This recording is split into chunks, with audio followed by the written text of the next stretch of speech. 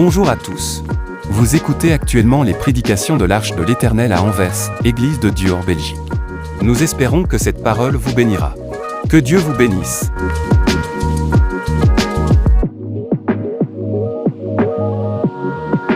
Je vous salue, mes bien-aimés, dans le nom puissant, précieux, glorieux de Jésus-Christ, notre Seigneur. Amen. La Bible dit, à lui soit la gloire. À lui soit l'honneur, la louange, à lui soit la force, à lui soit la majesté, n'est-ce pas? Et pourquoi nous le louons, nous le célébrons? Nous le louons, nous le célébrons pour 1001 raisons. Mais laissez-moi vous dire que ce matin, nous l'avons loué et nous l'avons célébré et nous voulons continuer à le faire parce que nous savons que c'est celui qui nous a sauvés. Et il nous a sauvés, non pas à cause des œuvres, des justices que nous aurions faites, que nous aurions accomplies. Non, il nous a sauvés selon sa miséricorde. Il nous a sauvés selon son propre dessein. Alléluia. Il nous a sauvés selon sa grâce, par la plénitude de son esprit, par la régénération. Alléluia. Nous n'avons rien fait pour mériter ce salut. C'est lui qui est venu, qui a versé son sang, qui est allé à la croix, qui a payé le prix de nos dettes, de notre dette. Seigneur, oh Dieu, nous te louons à cause de cela. Il a pris le châtiment qui nous donne la paix. Alléluia. Il a tout accompli afin que quiconque croit en son nom ait la vie, qu'il ne périsse point, mais qu'il ait la vie éternelle. Et la vie éternelle, nous l'avons en Jésus seul. Quelqu'un peut dire Amen. C'est pour cette raison que nous bénissons notre Dieu, que lorsque nous venons en ces lieux, nous le louons et nous le célébrons. Bien-aimés frères et sœurs, soyez abondamment bénis et je t'invite à souhaiter à quelqu'un qui est à côté de toi un bon dimanche, un joyeux dimanche à l'écoute de la parole de Dieu.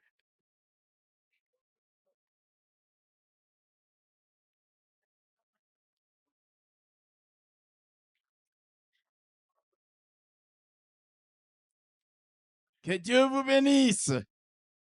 Alléluia. Ah, bon dimanche, maman Christine. Dieu te bénisse. Amen. Dieu est bon, n'est-ce pas?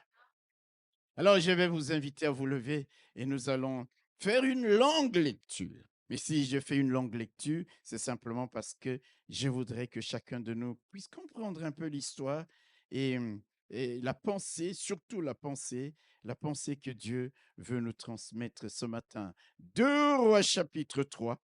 Je sais que vous n'avez pas d'écran parce que moi-même, je ne l'ai pas. Il y a peut-être un petit souci. Vous l'avez, hein? Moi pas. OK, c'est pas grave. 2 Rois chapitre 3. On va lire calmement, on n'est pas pressé. Amen. Si tu es pressé, alors il y a un problème. Chapitre 3, à partir du verset 6. On pouvait commencer au verset 1er, mais allons-y au verset 6. Allons-y. Le roi Joram sortit alors de Samarie et passa en revue tout Israël. Il se mit en marche et il fit dire à Josaphat, roi de Juda: le roi de Moab s'est révolté contre moi. Veux-tu venir avec moi attaquer Moab? Josaphat répondit: j'irai, moi comme toi, mon peuple comme ton peuple, mes chevaux comme tes chevaux. Et il dit: par quel chemin monterons-nous? Joram dit: par le chemin du désert d'Édom. Le roi d'Israël, le roi de Juda et le roi d'Édom partirent. Et après une marche de 7 jours, ils manquèrent d'eau pour l'armée et pour les bêtes qui la suivaient. Alors le roi d'Israël dit: hélas, l'Éternel a appelé ces 3 rois pour les livrer entre les mains de Moab. Mais Josaphat dit: N'y a-t-il ici aucun prophète de l'Éternel par qui nous puissions consulter l'Éternel? L'un des serviteurs du roi d'Israël répondit, ici, Isée, fit des chapates qui versaient l'eau sur les mains d'Élie. Et Josaphat dit, la parole de l'Éternel est avec lui. Le roi d'Israël, Josaphat, et le roi d'Édom descendirent auprès de lui. Élisée dit au roi d'Israël, y a-t-il entre moi et toi? Va vers les prophètes de ton père et vers les prophètes de ta mère. Et le roi d'Israël lui dit, non, car l'Éternel a appelé ces 3 rois pour les livrer entre les mains de Moab. Élisée dit, l'Éternel des armées dont je suis le serviteur est vivant. Si je n'avais égard à Josaphat, roi de Juda, je ne ferais aucune attention à toi et je ne te regarderai pas. Maintenant, amenez-moi un joueur de harpe. Et comme le joueur des harpes jouait, la main de l'Éternel fut sur Élisée. Et il dit, ainsi parle l'Éternel, faites dans cette vallée des fosses, car ainsi parle l'Éternel, vous n'apercevrez point de vent et vous ne verrez point de pluie, et cette vallée se remplira d'eau, et vous boirez, vous, votre troupeau et votre bétail. Mais cela est peu de choses aux yeux de l'Éternel. Il livrera Moab entre vos mains. Vous frapperez toutes les villes fortes et toutes les villes d'élite. Vous abattrez tous les bons arbres, vous boucherez toutes les sources d'eau et vous ruinerez avec des pierres tous les meilleurs champs. Or, le matin, au moment de la présentation de l'offrande, voici, l'eau arriva du chemin d'Édom et le pays fut rempli d'eau. Amen. Alléluia.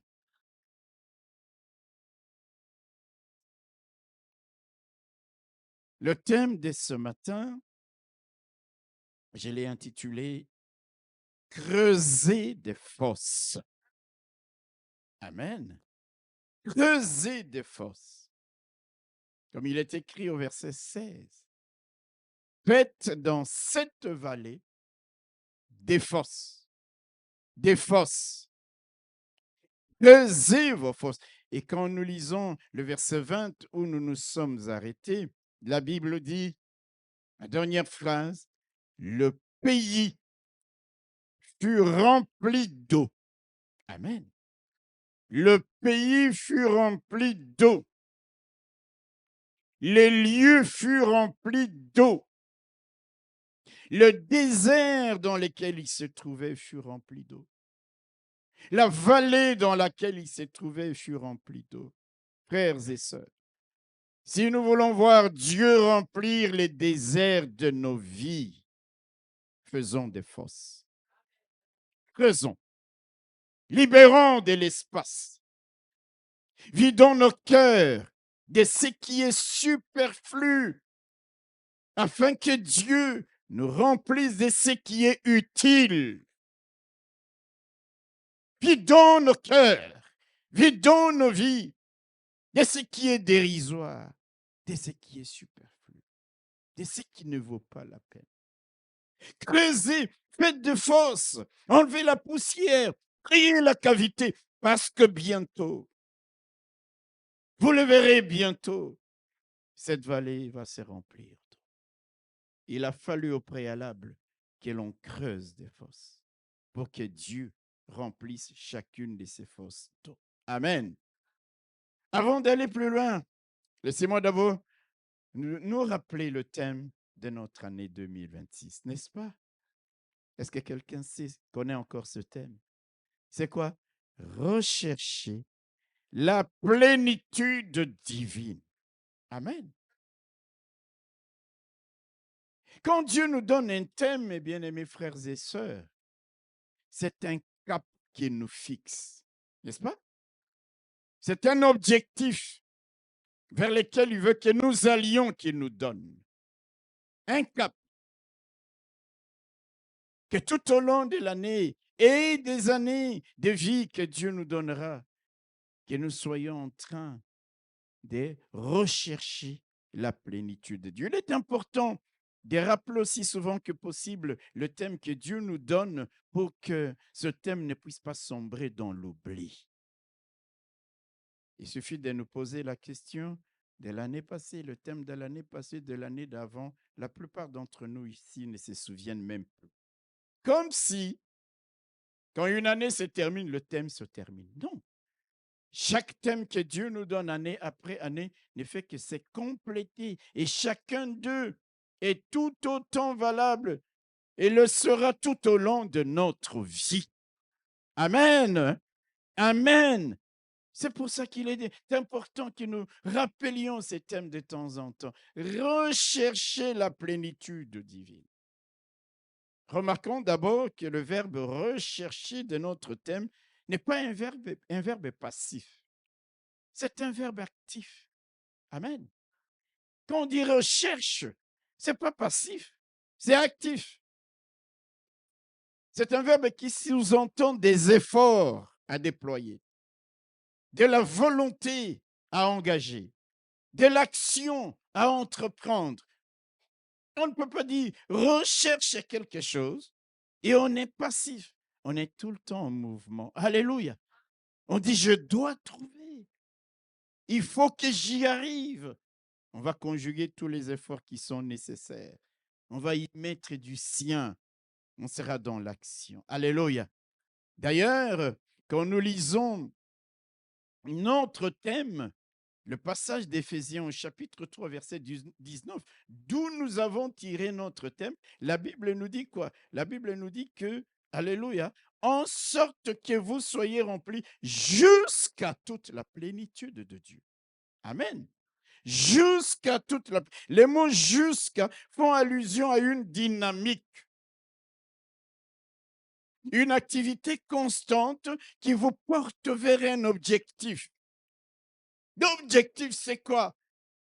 Marchez, vivez jusqu'à ce que, c'est-à-dire on tend constamment vers cet objectif, jusqu'à ce que vous soyez remplis de la plénitude divine. Ça implique une action qui est renouvelée constamment, qui est répétée, un travail, un engagement continu. Recherchez la plénitude divine. Frères et sœurs, depuis que ce thème a été donné cette année, sommes-nous réellement dans la dynamique constante, à la recherche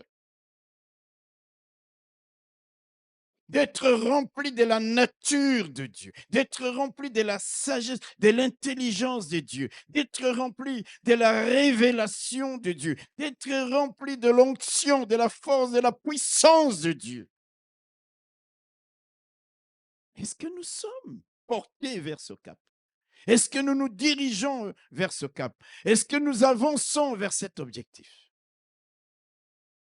Jusqu'à ce que nous l'atteignions. Ça veut dire, même si vous avez fait un bout de chemin que vous ne l'avez pas encore atteint, ne vous arrêtez pas. Allez-y encore, et même quand vous serez presque arrivé ou arrivé, dites, ce n'est pas encore tout ce qu'il me faut. Et on avance et on doit toujours constamment se porter vers l'avant, être rempli de la nature de Dieu. Alléluia. Pas de nous-mêmes, pas du monde, mais de la nature de Dieu, du caractère de Dieu, de la connaissance de Dieu. Est-ce que nous nous portons constamment vers cet objectif, mes bien-aimés?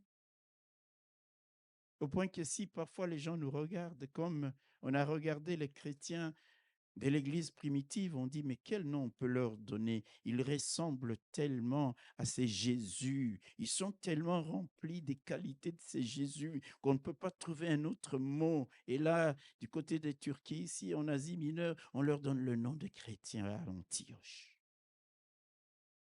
Remplis, reflétant Jésus. Travaillons, mes bien-aimés. Alléluia. Travaillons, mes bien-aimés. Non pas juste rester passifs, mais soyons actifs à rechercher cette plénitude, à en être remplis, non pas pour être glorifiés ou nous glorifier, mais pour être des instruments efficaces et utiles au Seigneur, pour être des hommes et des femmes porteurs d'un message capable de marquer le temps, d'impacter le monde, de gagner des âmes, de remporter des grandes victoires face au diable et à son armée. Lorsque nous sommes remplis de la plénitude de Dieu, c'est ces choses-là que nous allons commencer à vivre au jour le jour. Alléluia. Si nous sommes remplis de nous, imbus de nous-mêmes, remplis du monde et de tout ce qui se passe dans ce monde, nous n'aurons pas un témoignage qui va impacter les gens. Alléluia. Nous n'allons pas marquer les époques. Mais lorsque nous sommes remplis de la plénitude de Dieu, alléluia. Lorsque tu te tiens, que tu prêches, comme au jour de la Pentecôte. C'est pourquoi le Seigneur avait dit à ses disciples, ne vous éloignez pas de Jérusalem. Vous avez besoin de la plénitude, être rempli de la puissance du Seigneur. C'est alors que vous pourrez être mes témoins efficaces. Efficaces. En Judée, en Samarie, jusqu'aux extrémités de la terre. Recherchons la plénitude de Dieu. Travaillons, œuvrons constamment à être remplis de cette plénitude. Alléluia. Parce que si nous sommes remplis de cette plénitude, mes bien-aimés, nous allons vivre pleinement le plan de Dieu pour nos vies. Nous allons accomplir les desseins de Dieu. Nous allons faire en sorte, alléluia, que le royaume de Dieu puisse aller toujours de l'avant. Il y a des moments où tu t'arrêtes et tu dis les thèmes de l'année. Depuis que ce thème a été donné, qu'est-ce que j'ai fait comme effort? De quoi? S'il n'y avait même qu'1 millilitre de ceci, de cela maintenant, c'est que combien de millilitres en plus que j'ai gagné? Alléluia! Recherchons la plénitude. Le texte que nous venons de lire en ce jour est une parfaite illustration de ce que nous sommes en train de dire. Je vous rappelle les contextes. Nous sommes au temps où Israël est divisé en deux parties, le royaume du Nord et le royaume du Sud. Israël et Juda. Mais tous, c'est le même peuple. Alléluia. Qui règne en Israël comme roi, c'est Akab. Qui règne en Juda, c'est Josaphat. Et du temps d'Akab, les Moabites, qui étaient les ennemis d'Israël, payaient un tribut, un impôt à Akab. Amen. Allez à la maison, lisez le texte, on ne va pas s'attarder sur tout ce qu'ils payaient. Ils payaient un impôt au roi d'Israël, à Akab. Mais voilà qu'Akab meurt. Les Moabites se révoltent et refusent, à partir de ce moment-là, de continuer à payer l'impôt à Israël. Joram, qui a pris la place de son père, le fils d'Akab, qu'est-ce qu'il va faire? Il se voit privé d'une grande partie de la richesse de la nation. Il dit non, non, non, non, non, non. Je dois aller contraindre les Moabites à continuer à payer l'impôt comme au temps de mon père. Alléluia. Alors il dit, je ne vais pas aller seul. Il va voir Josaphat, le roi de Juda. Il dit, viens faire alliance avec moi, viens, on va faire une coalition. Il sollicite donc le soutien du roi de Juda et il sollicite aussi le soutien du roi d'Édom. Mais non, il forme une armée avec 3 rois pour attaquer Moab. et contraindre Moab à continuer à payer l'impôt. Alléluia. Frères et sœurs, voyez-vous, à ce niveau-là déjà, on peut voir quelque part la sagesse du roi d'Israël. Il ne veut pas aller en guerre seul. Vous savez, un chasse 1000, hein, mais deux chassent 10 000. Il se dit, je veux m'associer des gens. Peut-être que les Moabites seront plus forts que moi, mais si nous sommes deux, si nous sommes trois, nous allons peut-être avoir la victoire sur les Moabites. Et il va donc solliciter le soutien de ces deux rois. Josaphat lui dit, pas de problème, j'irai. Moi, mon armée, mes chevaux, mes chars, nous allons tous partir. Voyez-vous, frères et sœurs, regardez la sagesse. Nous ne cessons pas de le dire et de le répéter. Si le roi d'Israël n'était pas en bon terme avec le roi des Juda et d'Édom, ces gens ne l'auraient jamais accompagné dans cette aventure. Frères et sœurs, s'il vous plaît, ayons de bons rapports les uns avec les autres. Recherchons la paix. Toute la Bible, ce n'est pas possible. On ne fait que nous enseigner ces choses-là, mais nous ne faisons que demeurer chacun dans son petit coin sans entretenir de bonnes relations les uns avec les autres. Qui sait le jour où tu auras besoin de celui que tu ignores aujourd'hui, de celui que tu méprises aujourd'hui, de celui à qui tu ne veux pas adresser la parole aujourd'hui. Il y aura des victoires, tu ne les auras jamais si tu ne sollicites pas cette personne-là, si tu ne t'associes pas cette personne-là. Dites un bon amen. Vous savez, quand on vit ensemble, les problèmes surviendront toujours. Les incompréhensions surviendront toujours. Les malentendus. Mais qu'est-ce que la Bible nous dit? La Bible nous dit de nous pardonner les uns les autres. Pour créer la paix, pour avoir la paix. Alléluia. Il y a des gens qui peuvent être parfois à l'église assis l'un à côté de l'autre, mais ils ne se parlent pas. Ils sont dans la même équipe de louanges, ils ne se parlent pas. Ils sont dans le même comité pastoral, ils ne se parlent pas. Vous croyez que c'est de cette manière-là que nous allons remporter de grandes victoires dans les combats spirituels? Jamais. Amen. Donc il est allé, il a dit à Josaphat, roi de Juda, viens. Il a pris le roi d'Édom, il dit, viens. Ces trois rois organisent donc une expédition punitive contre Moab. Ils s'assoient, ils planifient le voyage, ils répartissent les tâches. Tout est bien organisé. Ils ont passé en revue leurs troupes et ils se sont dit, allons-y maintenant. Ils prennent la route d'Édom pour aller attaquer Moab. Un jour, ils ne voient pas les soldats des Moabites. Ils marchent après 3 jours, ils ne voient pas les soldats des Moabites. 4 jours, ils ne voient pas les soldats des Moabites. 7 jours de marche, il n'y avait toujours pas les Moabites. Et qu'est-ce qui se passe? Eh bien, voilà que les rois viennent à manquer de l'eau pour leur armée et pour leurs bêtes. On est en plein désert. Alléluia. On est en plein désert. Impossible d'aller faire la guerre dans ces conditions. Amen. Les bêtes sont fatiguées, les hommes sont fatigués. Vous savez, dans le désert, dans ces déserts-là au Moyen-Orient, les températures peuvent monter jusqu'à 40, 45, parfois même 50 degrés. Et vous savez qu'on meurt plus facilement de soif que de faim.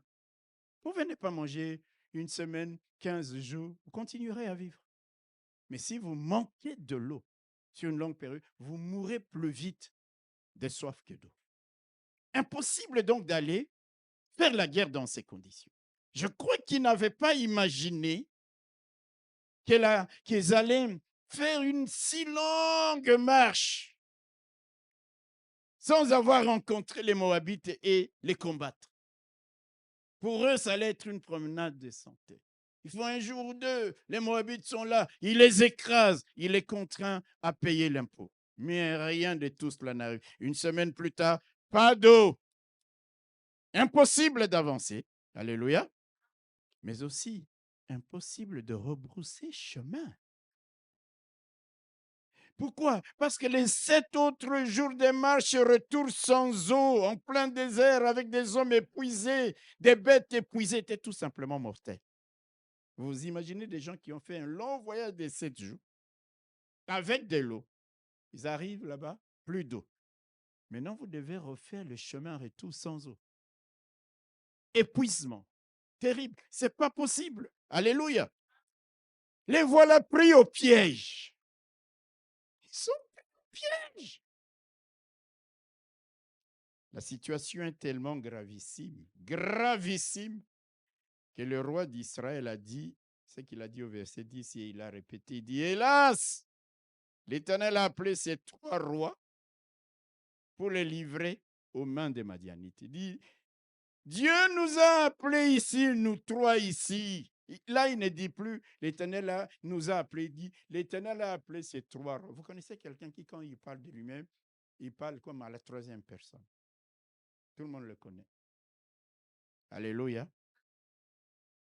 Il dit, l'Éternel a appelé ces 3 rois. Mais là, il parle de lui, Joram, Josaphat, et du roi d'Édom. Il dit, l'Éternel a appelé ces 3 rois pour nous livrer entre les mains des Madianites. Mes frères et sœurs, laissez-moi nous dire 2 choses. La première, c'est quoi? C'est que malgré toute la préparation, l'organisation, la planification de cette campagne militaire, ces 3 rois ont été pris au dépourvu. L'eau est venue à manquer. C'est comme le vin qui est venu à manquer à Cana. On n'organise pas un mariage sans planification, sans préparation. On n'organise pas une campagne militaire sans planification, sans préparation, sans approvisionnement. Ils avaient tout calculé, tout prévu, d'après eux. Mais les voilà qui, au bout des 7 jours, ils sont coincés comme le vin, au bout de quelque temps, avait manqué aux noces de Cana, malgré tous les préparatifs qui avaient été faits. Frères et sœurs, laissez-moi nous dire une chose. Et ça, c'est la Bible d'ailleurs qui le dit. Amen. Dans le livre des Proverbes au chapitre 16, le verset 1 à 3, la Bible dit, les projets que forment les cœurs dépendent de l'homme. Mais la réponse que donne la bouche vient de l'Éternel. Toutes les voies de l'homme sont pures à ses yeux, mais celui qui pèse les esprits, c'est l'Éternel. Recommande à l'Éternel tes œuvres et tes projets réussiront. Alléluia. Et j'ajoute dans le livre des Proverbes au chapitre 3, les versets 5 et 6, la Bible dit, confie-toi en l'Éternel de tout ton cœur et ne t'appuie pas sur ta sagesse. Reconnais-le dans toutes tes voies et il aplanira tes sentiers. Alléluia. Qu'est-ce que je veux nous dire par là? Ils ont tout préparé, planifié comme aux noces de Cana. 7 jours après, plus d'eau, prise au piège. Parfois, nous les hommes, nous pensons toujours nous appuyer sur notre intelligence, sur notre sagesse. Alléluia. Sur notre expérience. Nous laissons Dieu de côté. Nous irons par les chemins des dents. Nous allons marcher 3 jours. Nous allons les voir. Nous allons les écraser. Nous revenons. L'impôt continue. Les circonstances ne sont pas comme il les avait prévues. Qui es-tu, toi, homme? Qui suis-je? Qui sommes-nous pour anticiper les moindres détails de l'avenir? Tu peux dire aujourd'hui, demain je ferai ceci, je ferai. C'est pourquoi, mes bien-aimés, gardons-nous de dire je tout le temps. Il faut dire si Dieu est avec moi. Associons Dieu. Parce que c'est lui qui voit, qui connaît tout ce que nous ne voyons pas, tout ce que nous ne savons pas de demain, de l'après-demain, du futur, de l'avenir. Dieu le sait. Et quand nous le laissons de côté, lui, il croise les bras. Il ne nous empêche pas de partir. Il ne nous empêche pas de faire les projets. Il ne nous empêche pas d'entrer dans ce mariage où nous entrons avec précipitation. Mais attends, tu arrives là-bas et tu commences à vivre le martyre, le cauchemar. Alléluia. Et là, pourquoi? Parce que tu t'étais appuyé sur toi-même, sur tes émotions, sur tes sentiments, alors que la Bible dit, confie-toi plutôt, appuie-toi plutôt sur l'Éternel.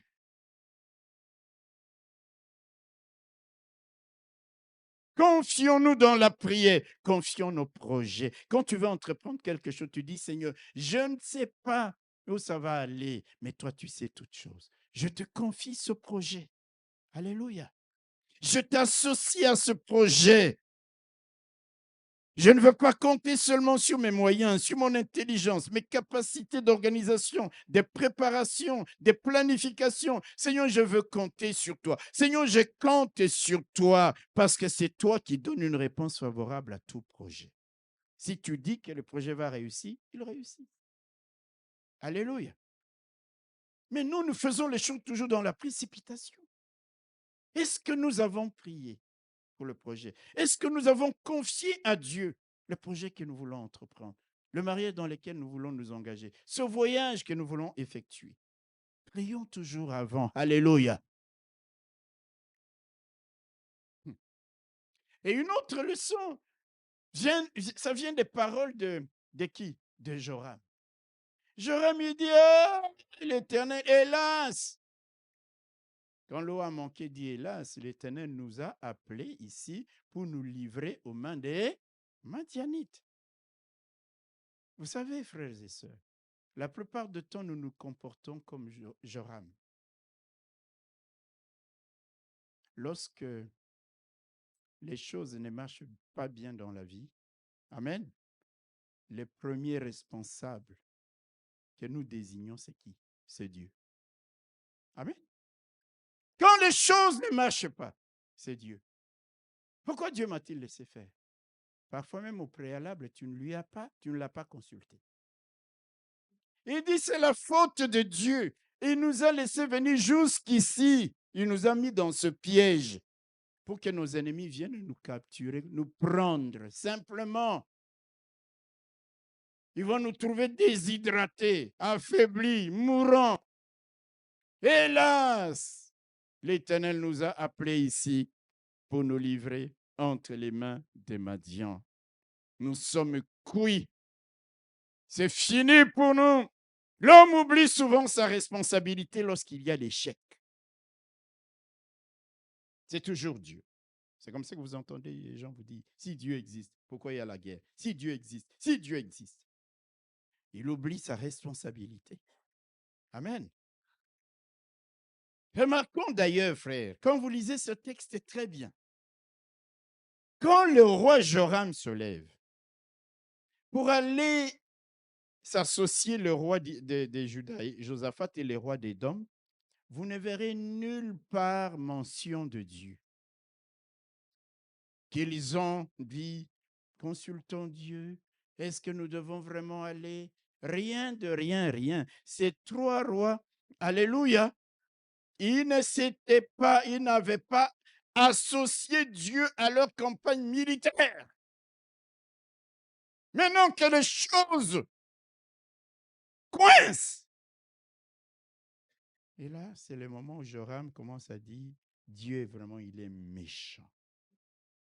Il est mauvais. Hélas, c'est lui qui nous a mis dans cette situation. Et donc, Joram, pour lui, la situation est devenue intenable, sans issue.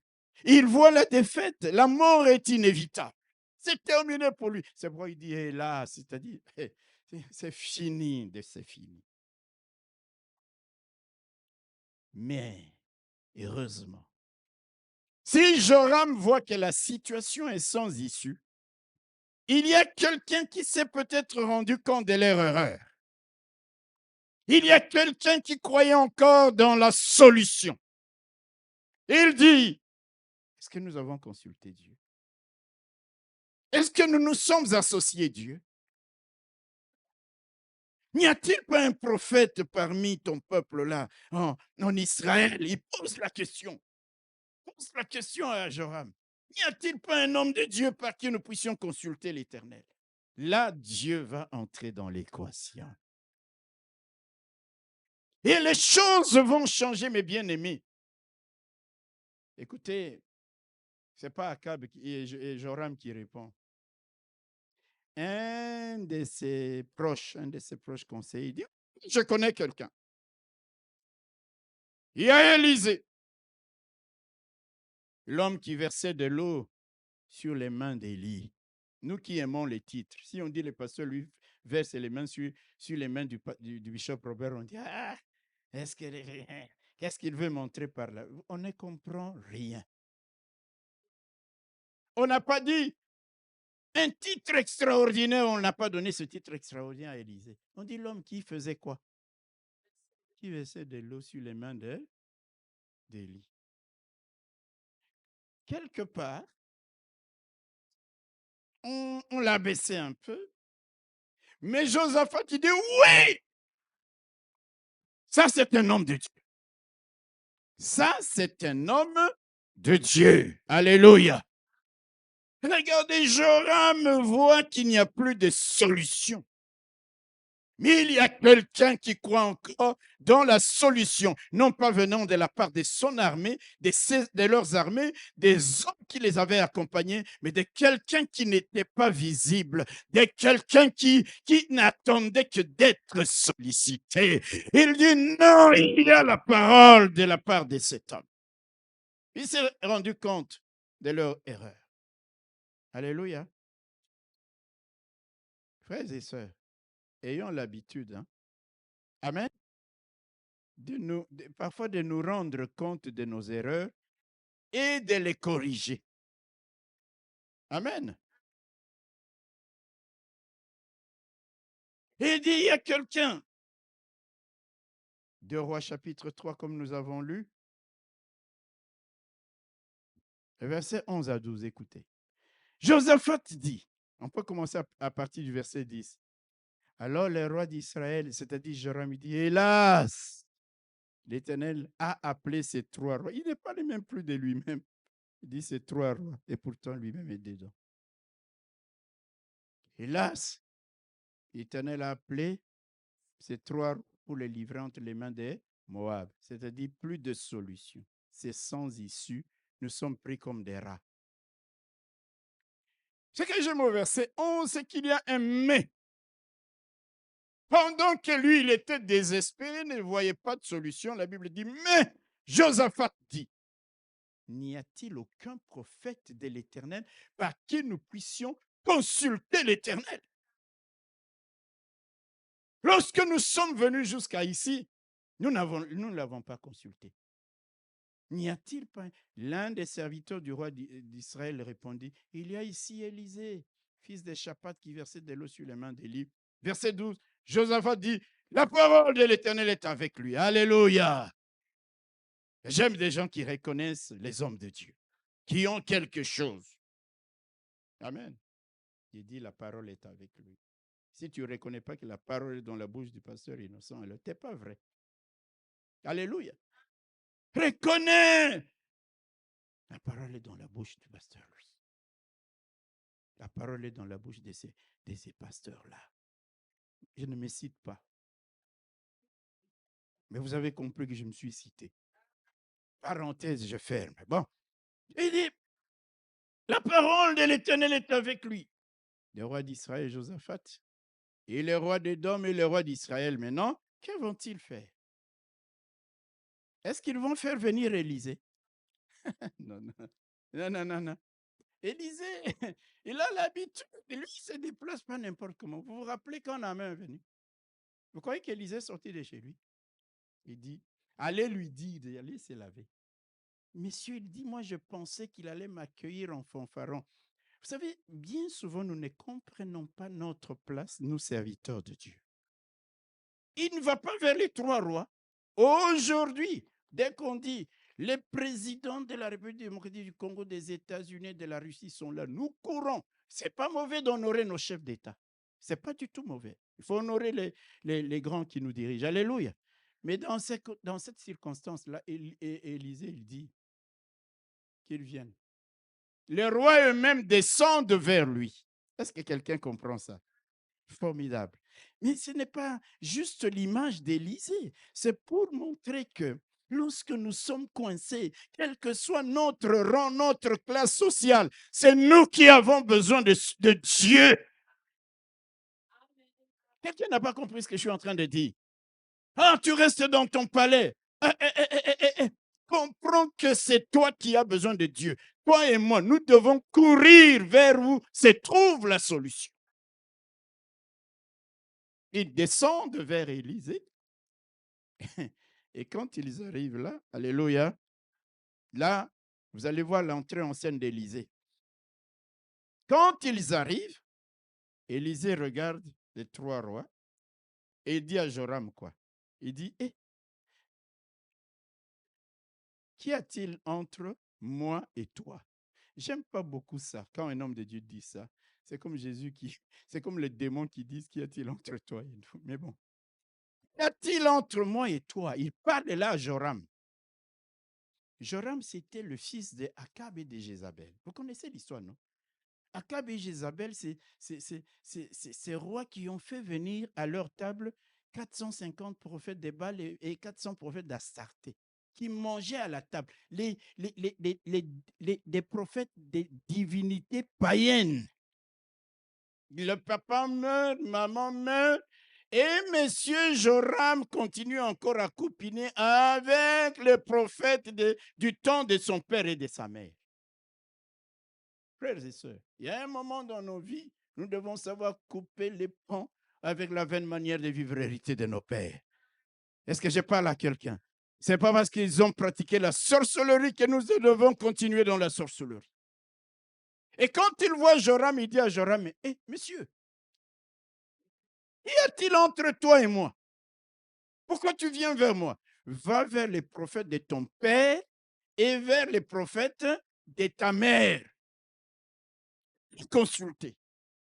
Va consulter leur Dieu, ces dieux-là, qu'ils viennent maintenant intervenir dans la situation. Joram se fait tout petit. Il répète, non, le problème est grave. L'Éternel a appelé ces trois rois. Il continue à se plaindre. L'Éternel a appelé ces trois rois pour les livrer entre les mains de Moab, comme pour dire, fais quelque chose. Élisée lui dit, verset 14, Élisée dit, l'Éternel, les armées dont je suis le serviteur, est vivant. Si je n'avais égard à Josaphat, roi de Juda, je ne ferais aucune attention à toi et je ne te regarderai même pas. Alléluia. Alléluia.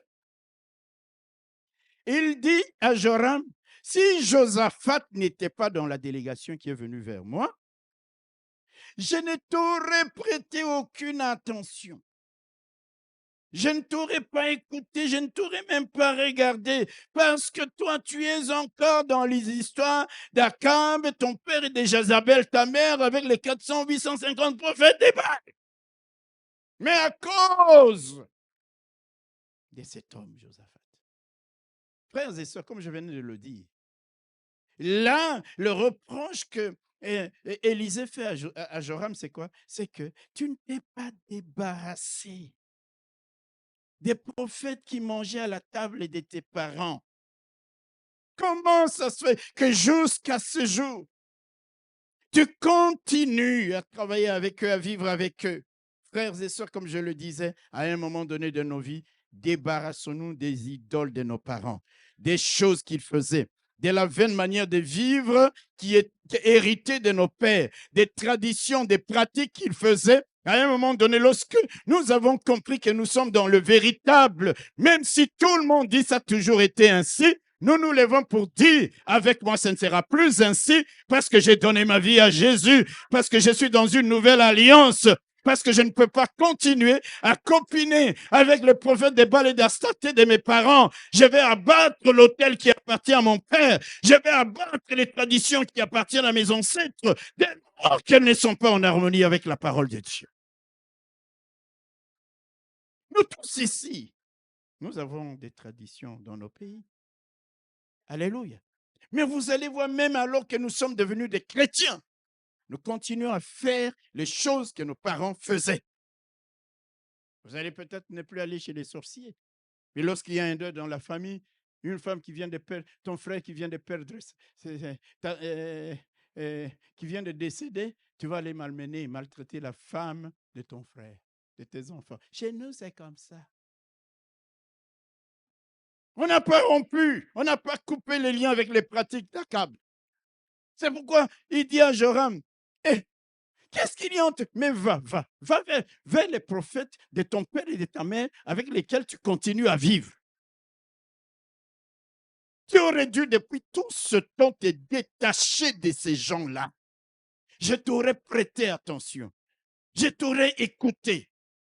Qu'y a-t-il entre toi et moi? Frères et sœurs, nous, chez nous, ça a toujours été ainsi.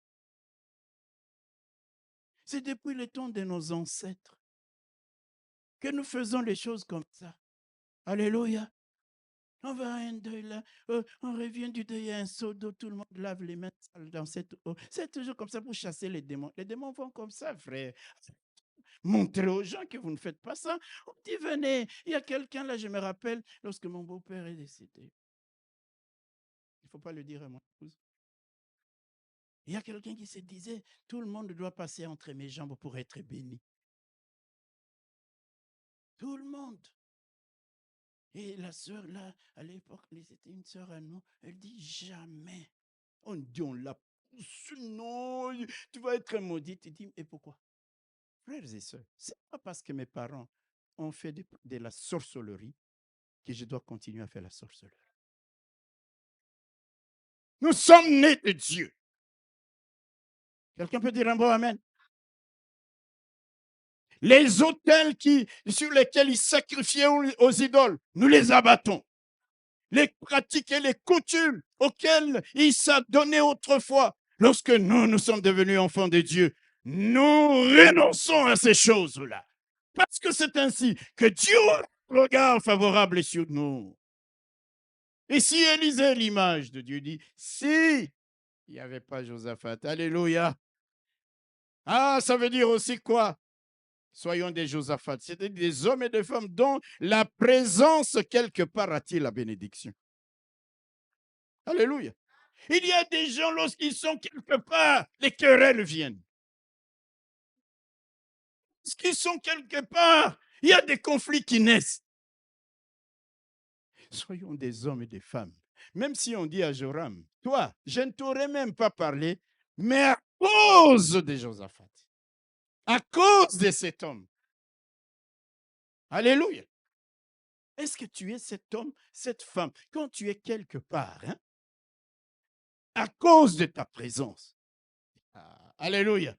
Il y a des gens ici qui ne savent pas que lorsqu'ils voyagent dans un avion, à cause de ta présence, l'avion peut ne pas faire un crash. Parce que Dieu dit, à cause de lui, ça entre dans les turbulences et Dieu saisit l'appareil et pose l'appareil là-bas. Et les gens applaudissent pour les pilotes alors que c'est Dieu qui a piloté. Je parle à quelqu'un. À cause de toi, soyons ces genres d'hommes et de femmes. Non, c'est à cause de nous, quelque part, mon Dieu, les conflits naissent. Les problèmes naissent à cause de ta présence. Quand tu arrives dans un groupe, les problèmes commencent là-bas. Alléluia. Alléluia. Soyons des Josaphat. Il dit, je ne t'aurais même pas regardé. Aujourd'hui, si un homme de Dieu dit à quelqu'un, je ne te regarde même pas, on dit, ce n'est pas un homme de Dieu.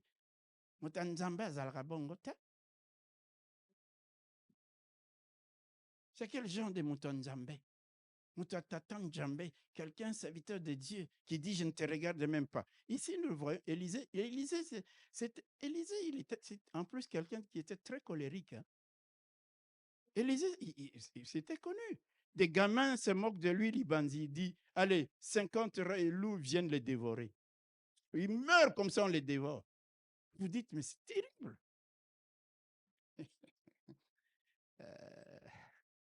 Est-ce que je parle à quelqu'un?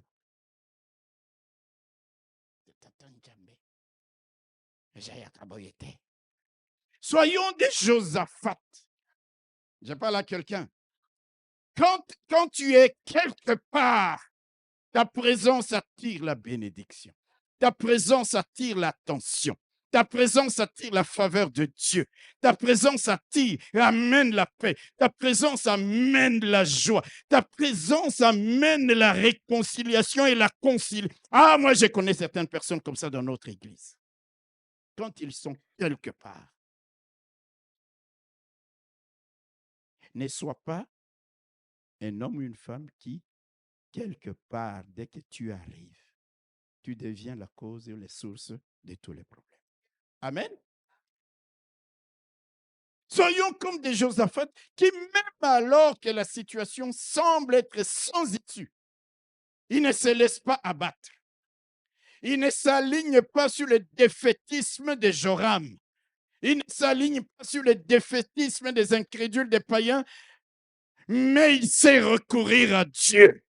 Vous savez, il y a des gens, quand il est quelque part dans un environnement, tout le monde dit non, ça ne va pas marcher. Lui aussi dit, on lui explique le premier, dit hélas. C'est hélas, hein, vous complétez. C'est terminé. C'est fini. Josaphat refuse de s'aligner sur la manière de voir de Joram. Il ne se laisse pas influencer par son esprit de défaite. Il y a encore un Dieu auprès duquel nous pouvons, à qui nous pouvons recourir. Alléluia. Il ne s'aligne pas. Donc, même lorsque Joram dit que c'est sans issue, sans solution, sans remède, Josaphat dit, il y a une issue, il y a un remède, il y a une solution avec Dieu. Même lorsque Joram dit, c'est impossible, Josaphat, lui, il dit, c'est possible avec Dieu. Frères et sœurs, voilà comment nous devons nous démarquer du défaitisme, du pessimisme, du négativisme des incrédules. Dans des situations compliquées, nous devons savoir nous démarquer de ceux qui n'ont pas les mêmes dieux que les nôtres. C'est pourquoi Isaïe dit, n'appelez pas conjuration ce que ce peuple appelle conjuration. N'appelez pas échec et mat ce que le peuple de ce monde appelle échec et mat. Parce que ces gens n'ont pas Dieu. Mais vous avez le Dieu puissant, capable de créer les conditions, capable de créer les circonstances. Ce qui fait que même dans l'église, quand tout le monde dit c'est terminé, vous dites c'est pas encore terminé avec Dieu. Même quand dans ta famille, on dit c'est terminé, c'est fini, c'est échec et mat, tu t'élèves pour dire il y a encore un Dieu que nous pouvons consulter. Ne te laisse pas influencer par ceux qui n'ont pas le même Dieu que toi. Isaïe chapitre 8, le verset 12. Écoutez ce que la Bible dit, 11 et 12. Il dit ceci. Ainsi m'a parlé l'Éternel, quand sa main m'est saisie et qu'il m'avertit de ne pas marcher dans la voie de ce peuple. Quand tu as été saisi par la main de Dieu, pas touché, je ne parle pas juste de toucher, je parle d'être saisi. Alléluia. Si on te touche, tu peux passer. Hein? Si on te saisit, tu es là. Quand tu es saisi, quand tu es dans la main de Dieu, alléluia. Et dit, c'est comme ça que Dieu m'a averti, quand il m'a saisi, pas quand il m'a touché, mais quand il m'a averti, quand il m'a saisi et qu'il m'a averti de ne pas marcher dans la voie de ce peuple. Il dit, qu'est-ce que Dieu m'a dit? Dieu m'a dit, tu es dans ma main. N'appelle pas l'Ibabé ce que ce peuple appelle l'Ibabé. N'appelle pas conjuration ce que ce peuple appelle conjuration. N'appelle pas défaite totale ce que ce peuple appelle défaite totale. Tu es dans ma main et parle et déclare un autre discours. Lorsque tu es saisi par la main de Dieu. Alléluia. Plusieurs d'entre nous sont juste touchés, ils passent. Mais quand tu es saisi, tu es dans la main de Dieu. Les gens autour de toi parlent. conjuration. L'ibabé, c'est-à-dire c'est fini sans issue. Il dit, Dieu m'a dit, il m'a déjà averti. Est-ce que tu es saisi par Dieu, mon frère? Est-ce que tu es saisi par Dieu, ma soeur? Alors si tu es saisi, Dieu t'a averti. Tu ne dois pas avoir le même discours que les païens. Tu ne dois pas avoir le même langage que les incrédules. Tu ne dois pas dire impossible, même quand ton Dieu n'est pas encore intervenu. Tu dois dire le contraire. Tu dois parler contraire, confesser contraire de ce que les incrédules disent. C'est pour cette raison que Josaphat ne veut pas se laisser influencer par les propos de Joram. Joram lui dit, hélas. Et puis lui dit, est-ce qu'il y a un homme de Dieu ici? C'est-à-dire en fait Dieu. Alléluia. L'intermédiaire. Il ne veut pas sombrer dans le découragement.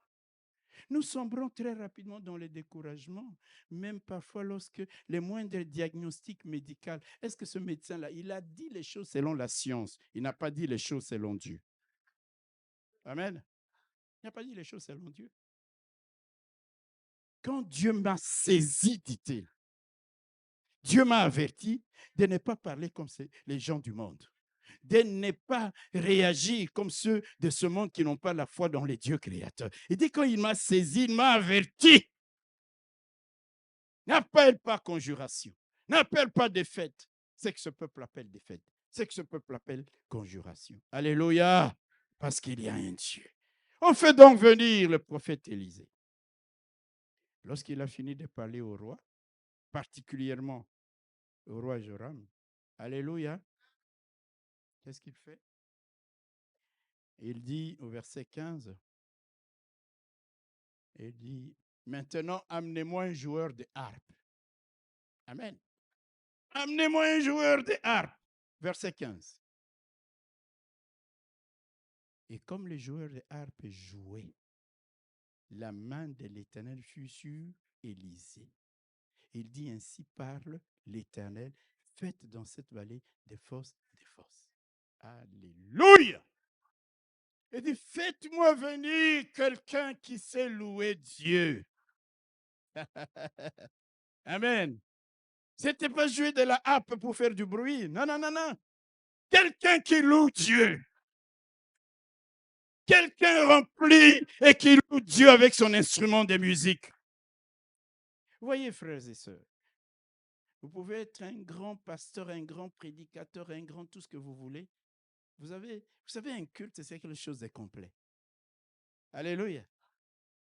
Vous savez pourquoi nous commençons avec la louange ici? Ce n'est pas pour animer. Ce n'est pas pour que toi tu danses, c'est juste pour toi. Nous célébrons Dieu. Il dit, faites-moi venir quelqu'un qui sait jouer de la harpe. Et pendant que cet homme commence à louer Dieu avec son instrument de musique, en ce moment-là, Élisée reçoit la parole des connaissances. Élisée reçoit la révélation de ce qu'il fallait faire. Il dit, faites des forces.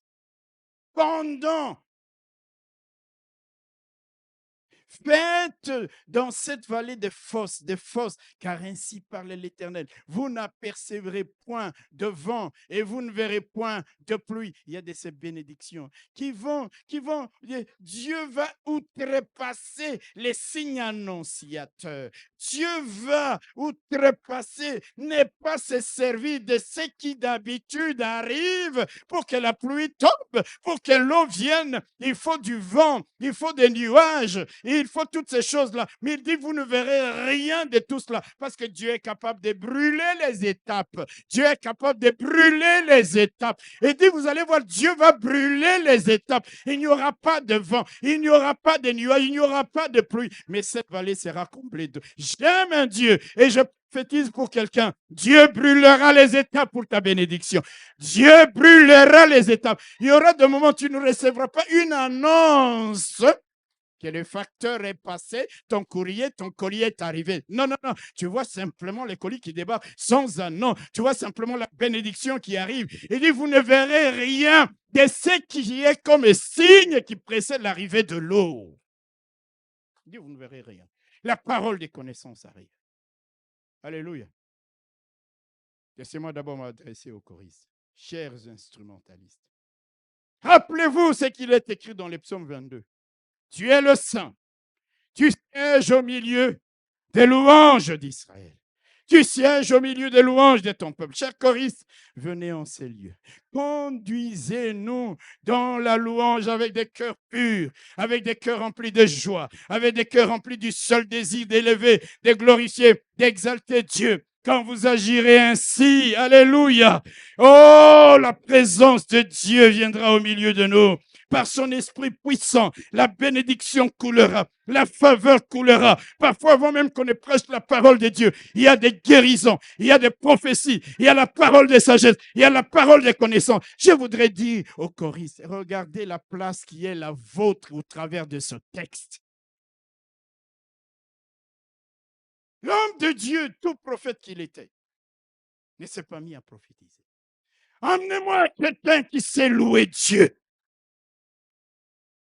qui a un cœur qui loue Dieu avec le désir que sa voix monte jusqu'au ciel, que Dieu entende comment il le loue. Pas que les hommes me voient, pas que je fasse chanter les hommes. S'ils vont chanter, s'ils vont danser, gloire au Seigneur. Mais la première personne vers laquelle ma louange s'adresse, c'est l'Éternel des armées. Quand le cœur de Dieu se réjouit, il envoie la parole des connaissances, il envoie la révélation, il envoie la guérison, il envoie la bénédiction. Il vient lui-même au milieu de son peuple. Comment pouvons-nous louer ici, chanter, servir Dieu avec des cœurs lourds? Alléluia. Nous passons à côté d'énormément de bénédictions. Parce que ceux qui nous conduisent dans la louange, je ne condamne personne, mais que chacun s'examine. Quand le cœur n'est pas pur, la louange que tu fais, c'est juste pour les hommes. Ce n'est pas Dieu que tu célèbres. Ce n'est pas Dieu que tu glorifies.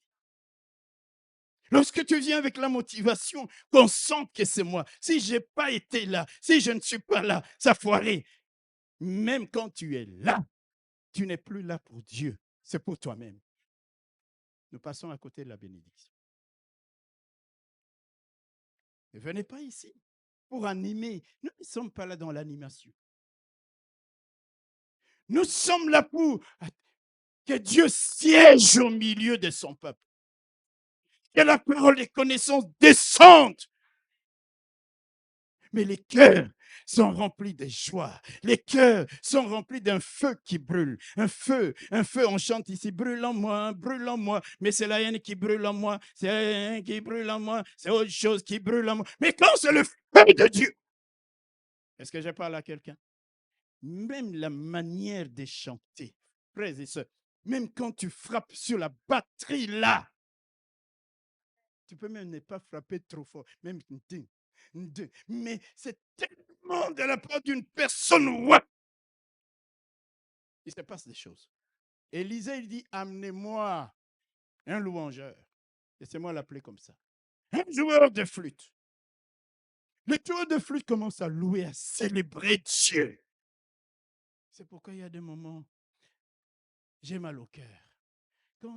Quand parfois la louange là, elle est puissante, nous sommes là comme si nous étions indifférents. Tout le monde devrait se mettre à louer Dieu. Parce que ce n'est pas simplement le travail de ceux qui sont là. Toi-même, tu dois apprendre à louer Dieu. Vous savez, il y a des moments quand tu veux prier, tu ne sais même plus comment prier. Tu n'as plus de sujet précis. Commence à louer Dieu simplement. Loue le Seigneur. Commence à chanter. Commence à célébrer le nom de notre Dieu. Des victoires. Les murailles de Jéricho, nous en avons parlé le vendredi, se sont écroulés, n'est-ce pas? Alléluia. Parce qu'on a commencé à louer. Alléluia. Les histoires des 2 Chroniques au chapitre 21, plusieurs histoires. Frères et sœurs, équipe de louanges, venez en ces lieux. Alléluia. Ne faites aucun cas de votre personne. Méprisez votre petite personne. Même insulté, même calomnié. Mais vous dites, je vais dans la maison de Dieu. Parce qu'aujourd'hui, quand je vais chanter, quand nous allons chanter, la présence de Dieu sera manifeste. Les gens recevront la guérison. Les gens sortiront bénis, heureux. Les gens sortiront, alléluia, libérés à cause rien que de la louange. Pendant que le joueur de harpe jouer. Amen. Chers choristes. Alléluia. Est-ce que vous réalisez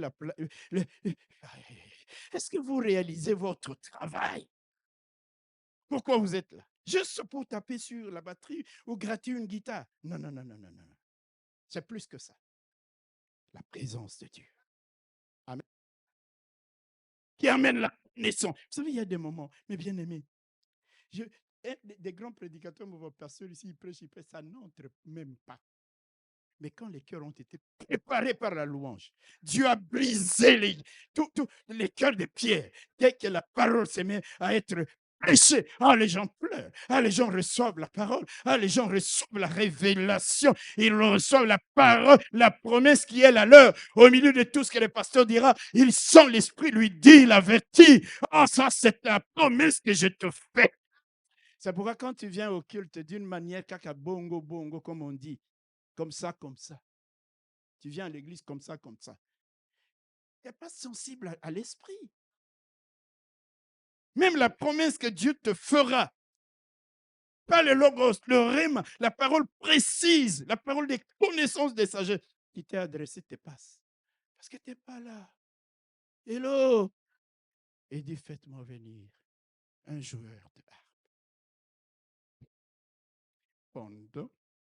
Et comme le joueur de harpe jouait, la main de l'Éternel fut sur Élisée. Il dit, ainsi parle l'Éternel. Vous voyez, c'est maintenant que Dieu entre dans l'équation. Là où Joram disait, il n'y a plus d'issue. Frères et sœurs, il y a des moments où j'ai vécu des situations dans ma vie où j'ai dit, c'est sans issue. Tu vois que c'est sans issue. Mais tu dis, à moins que ces Dieu-là ne soit pas ce qu'il dit qu'il est. C'est pourquoi j'aime toujours ces gens qui nous enseignaient la parole, qui disaient, quand c'était des gens de prière, quand tu amènes un problème, tu leur dis, tu leur exposes, tu dis, liat, ils te disent liat. Liat, c'est l'abréviation des 4. L, loba. Y, yes. A, c'est quoi? T, voilà. T. C'est-à-dire, à moins que Christ ne soit pas ressuscité. Dès qu'ils te disent, liat, des gens qui étaient capables de placer un genou pendant 2 heures dans la prière, comme ça. Tu regardes, tu dis, à l'époque, on dit, je ne suis pas encore arrivé à ce niveau. Frère, alléluia. Et non, dès qu'il y a un problème, tu es complètement abattu. Abattu. Alléluia. Le vendredi, qu'est-ce que nous avons dit? Les murailles de Jéricho, 30 mètres de hauteur, 5 mètres d'épaisseur. On pouvait rouler dessus. 5 véhicules de front. Josué arrive près de Jéricho. La Bible dit, il lève les yeux. Qui il voit? Il ne voit pas les murailles. Il voit un homme tenant une épée, nue dans sa main. Nous, quand nous avons des problèmes, nous regardons, nous sommes les chines courbées, les dos courbés, nos regards perdus. Lève les yeux vers les montagnes, mon frère. Lève les yeux. Le chef, le commandant en chef de l'armée de l'Éternel, te disant, j'arrive maintenant, je viens à ton secours. Alléluia.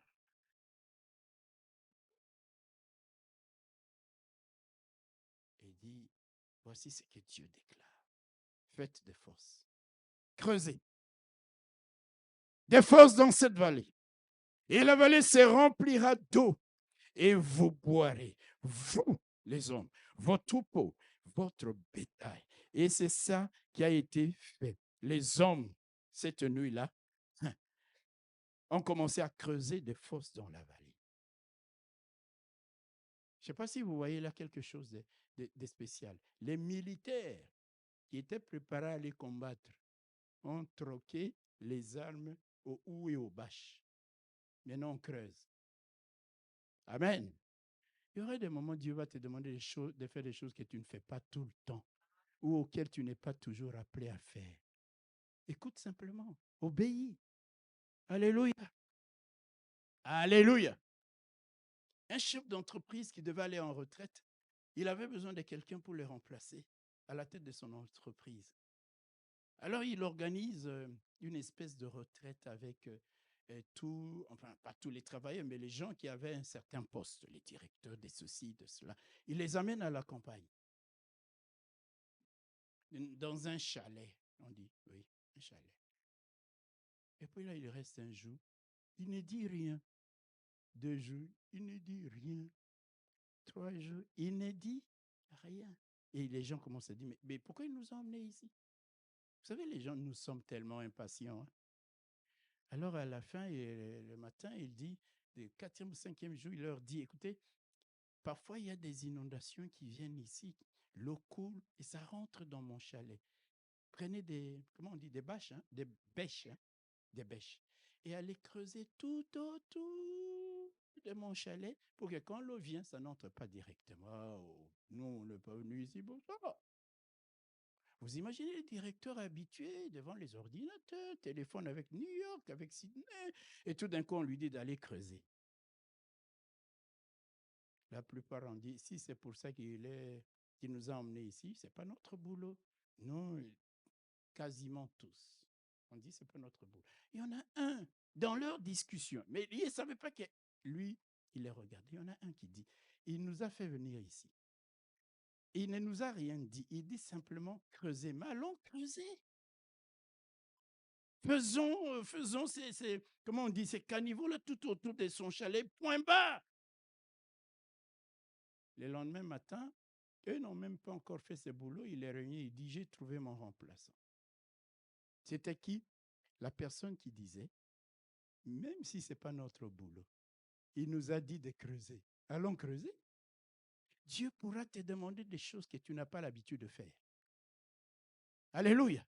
Il y aura un moment donné, tu enlèves ton costume pour ramper dans la boue et creuser. Et il creuse. Les hommes font des fosses et Dieu vient faire le plein de fosses creusées. La plénitude. Alléluia. Les hommes ont creusé des fosses, mais Dieu est venu faire la plénitude de fosses creusées. Mes frères et sœurs, ce jour-là, le problème fut résolu. La mort et la défaite ont été évitées pour ces 3 rois. Ils ont creusé. Ils ont creusé. Vous lirez l'histoire. Et vous comprendrez, on continuera peut-être un jour, même la mise en scène de Dieu. L'eau a rempli la vallée. Les Moabites ont vu, non pas l'eau, mais ils ont vu les sangs. Ils se sont dit, ils se sont entretués entre eux. Mais c'était l'illusion d'optique orchestrée par Dieu. Je vous parlerai de ça une prochaine fois. Aujourd'hui, je ne suis pas là. Alléluia. Donc, en cette année, si nous voulons aussi vivre la plénitude que Dieu a en réserve pour nous, faisons des fosses, creusons des fosses. Vous savez, creuser, c'est quoi? Creuser, c'est créer un vide. N'est-ce pas? C'est créer un espace, une cavité dans le sol, en y enlevant les sables, en y enlevant la poussière, les pierres et tout ce qui est dessus. C'est ça, creuser.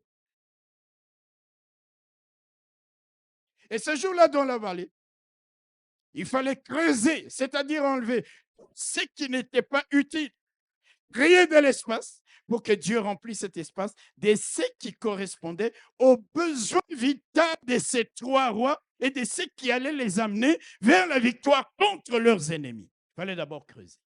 Frères et sœurs, si nous sommes déjà pleins, Dieu ne peut pas nous remplir de sa plénitude. Est-ce que je parle à quelqu'un? Si nous sommes déjà pleins, Dieu ne peut pas nous remplir de sa plénitude. Laissons-nous donc vider, laissons nos cœurs et nos vies être vidés de l'amertume, la haine qu'il y a dans les cœurs, les ressentiments, toutes les jalousies qui sont parfois au milieu des enfants, la méchanceté, les calomnies, les critiques, les animosités, les médisances, les inimitiés sont là.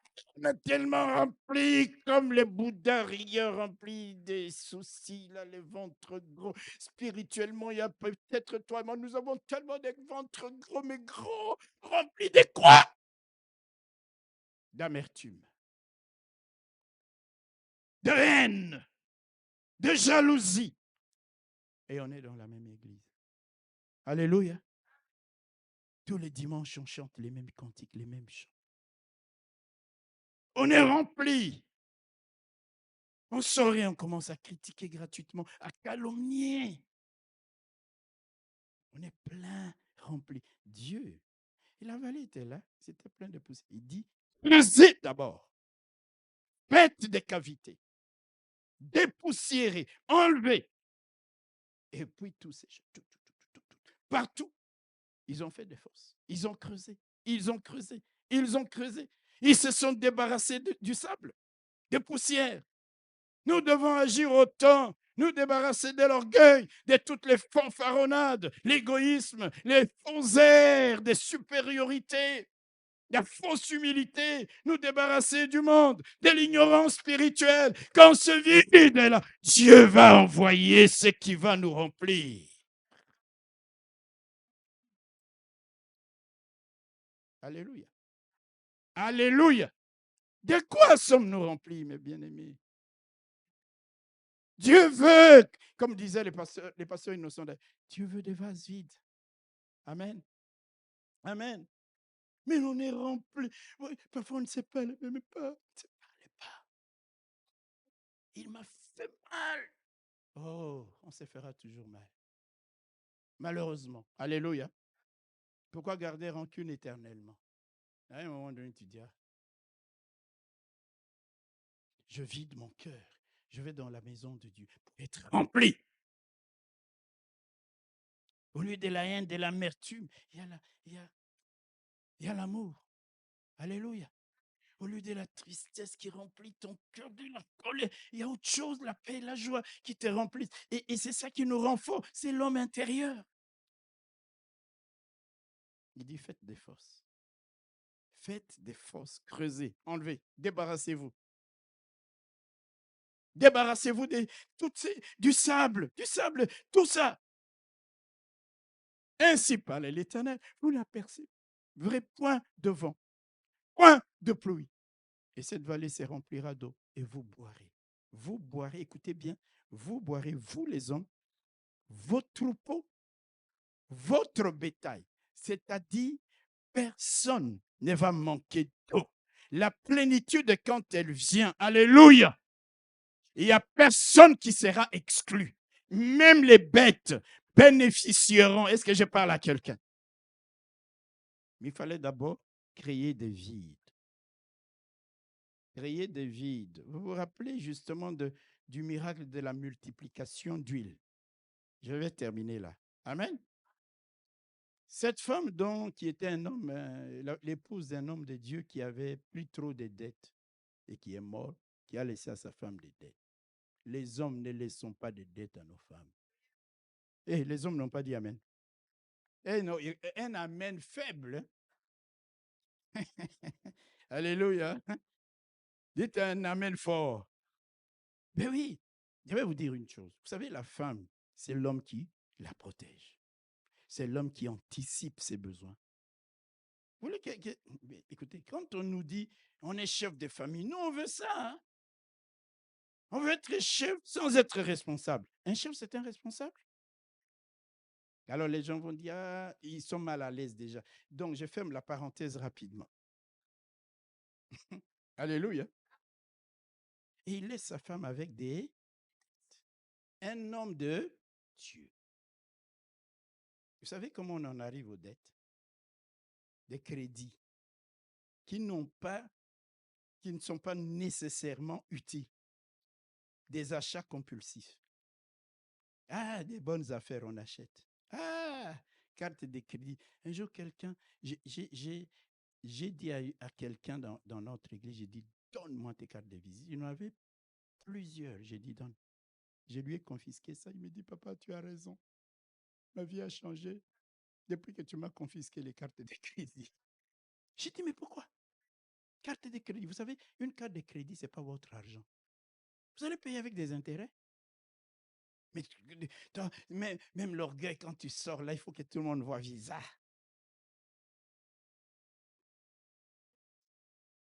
Visa pour laisser des dettes. C'est le Visa. Vous savez, le Visa? Le feu vert. C'est une société de consommation. C'est un piège. Alléluia. Cette sœur, on avait 5 ou 6. Vous savez que même les grandes surfaces donnent des cartes de crédit. Il y a des petits bureaux, vous arrivez là-bas, on vous accueille très bien. Et bien, vous donne carte de crédit. Vous allez là-bas, carte de crédit. Vous allez là-bas, carte de crédit. Il laisse, bon, bref, il laisse. Ça, c'est quelque chose qu'un homme ne doit pas faire. La Bible dit un homme de bien laisse un héritage à ses petits-enfants. On ne parle pas des enfants parce que les enfants, c'est logique. C'est-à-dire ça doit aller jusqu'à la 3e génération. Mais toi, la première génération, ton épouse déjà, tu la laisses dans des dettes.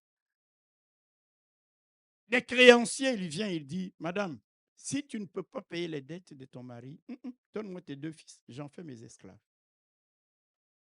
Alléluia. Heureusement, comme dit les psalmistes dans le psaume 138, j'ai quoi? Dieu se soucie du bien-être de ses serviteurs. Même mort. Alléluia. Alors Élisée, qu'est-ce qu'il va faire? Nous sommes dans 2 Rois. Élisée va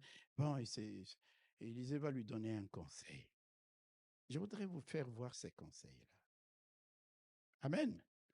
2 Rois chapitre 4, verset 3, Élisée lui dit ceci. Va, 2 Rois chapitre 4, verset 3, va demander au dehors des vases chez tous tes voisins. Encore une histoire d'être bien avec les gens. Des vases remplis. Et, pardon? Chez moi, c'est rempli, on a écrit. Vous êtes sûr? Bon, ok, alors relisons. Va demander au dehors des vases chez tous tes voisins. Des vases vides. Et n'en demande pas un petit nombre. Vous comprenez ça? Regardez ce que je vais vous donner comme révélation ici. Élisée a vu les fossés vides dans 2 Rois chapitre 3. Il a vu Dieu remplir tous les fossés vides qui avaient été creusés. Tous les fossés vides. Et il y avait suffisamment d'eau pour les hommes, pour les bêtes, pour les bétails. Il est maintenant nourri de cette expérience. Quand la femme vient lui poser son problème, il a souvenir de ce qui s'est passé dans la vallée des dents. Il dit, madame, va demander des vases vides. J'ai vu des fosses vides. Yeah! Va demander autant de vases, un petit nombre. Parce que lorsque j'étais dans la vallée des dents, j'ai vu tous les fossés qui avaient été creusés, tous les vides qui avaient été créés. Lorsque Dieu opère un miracle aujourd'hui, c'est pour t'instruire, te rendre plus fort, et accroître ta foi. Tu pourras dire, j'ai vécu cette expérience. Il lui dit, non, demande pas en petit nombre. Chaque chose qui survient dans ta vie, tu peux en tirer une leçon pour la suite de ta marche avec Dieu. Il a vu tous les fossés être remplis. Tous les fossés, comblés. Alors il dit, madame, ah, voilà encore une occasion où le Seigneur va agir comme il a agi dans la vallée des dents. Il dit, va demander des vases. Et il précise. Il précise. Normalement, quand on veut vous multiplier de l'huile, il suffit de dire demande des vases. Mais non, il y a le mot vide qui ajoute un poids pour que nous comprenions que Dieu ne va remplir que ce qui est vide et vidé. C'est important, mes bien-aimés. Nos cœurs sont remplis de quoi? D'orgueil, de méchanceté. Et nous voulons être remplis d'onction, de feu, de puissance. Non, non, non. Oh là là. Et en français, on dit évidons-nous. Le verbe est vider.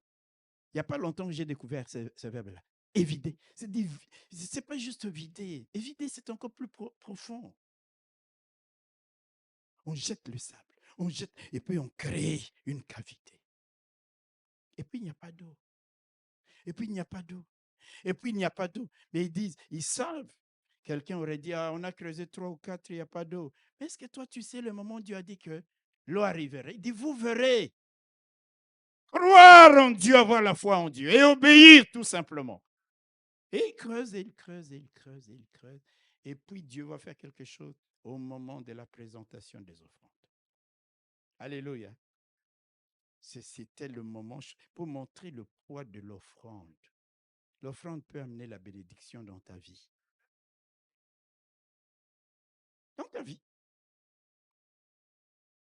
Alléluia. Oh, le matin, je termine par là. Au moment de la présentation de l'offrande, voici l'eau arriva du chemin des dons et le pays fut rempli. Amen. Alléluia. Nous continuerons peut-être un jour. Vous savez que ce n'est pas les chemins des dons qu'ils étaient venus pour aller attaquer les Moabites. C'était désert. Amen. Mais ce n'est pas ce même chemin que l'eau va couler jusque dans la vallée. Je reviendrai sur ça pour vous donner une interprétation spirituelle plus profonde. On n'a plus le temps. Amen. Mais mes bien-aimés frères et sœurs, apprenons des miracles que Dieu a accomplis dans nos vies. Élisée avait vu toutes les fosses remplies. Il dit, prends des vases vides, autant que tu pourras en prendre, en trouver. Amen. Amen. N'en demande pas en petit nombre. Et là, il dit entre maintenant, fais ci, fais ça. Et l'eau, lui, il a coulé. Lui, il a coulé. Dieu était en train de remplir. Mais vous savez, chaque fois que j'ai dit, je m'arrête, donnez-moi encore un mot. Alléluia. Vous savez, la loi physique nous dit quoi?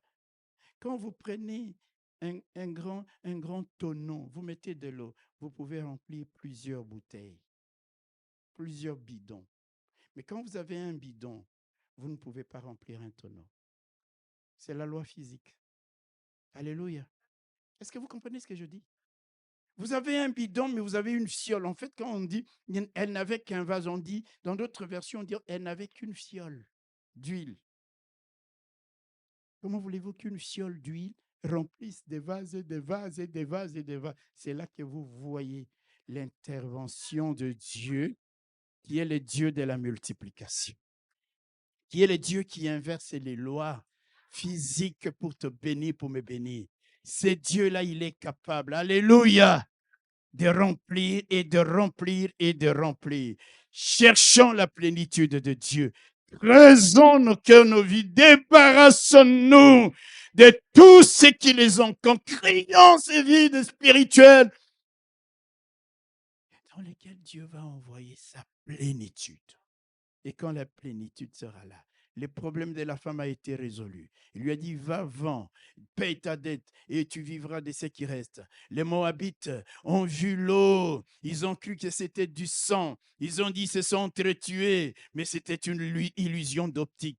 Frères et sœurs, je te prêche un Dieu, le Dieu de la Bible. L'apôtre Jean a raison de dire, nous sommes dans le véritable. Et si tu es dans le véritable, le cœur de celui qui s'adresse au véritable, de celui qui se confie au véritable, même quand les choses se compliqueront, même quand il n'y aura plus d'issue, même quand il n'y aura plus d'espoir, il est le Dieu capable de redonner espoir. Il est le Dieu capable de créer un chemin. Il est le Dieu capable d'opérer un miracle, parce qu'il y a des hommes et des femmes qui se tournent vers lui, qui crient vers lui, et qui louent, et qui le louent encore, et qui reçoivent la révélation, et qui reçoivent la puissance de la guérison, et qui reçoivent la promesse, et qui reçoivent tout ce qui va résoudre. Nous sommes dans le véritable. Nous sommes dans le véritable. Alléluia. Alors, cette année, recherchons la plénitude.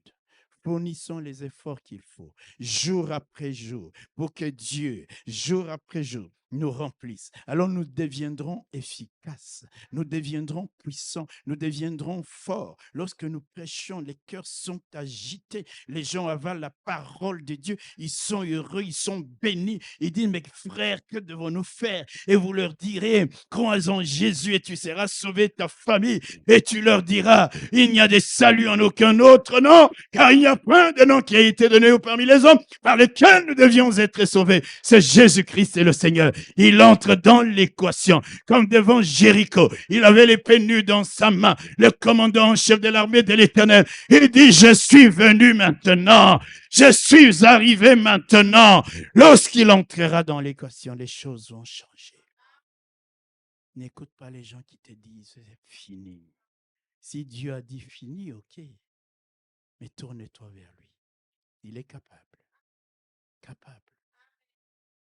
de faire au-delà de ce que nous pensons et de ce que nous imaginons. Que Dieu vous bénisse.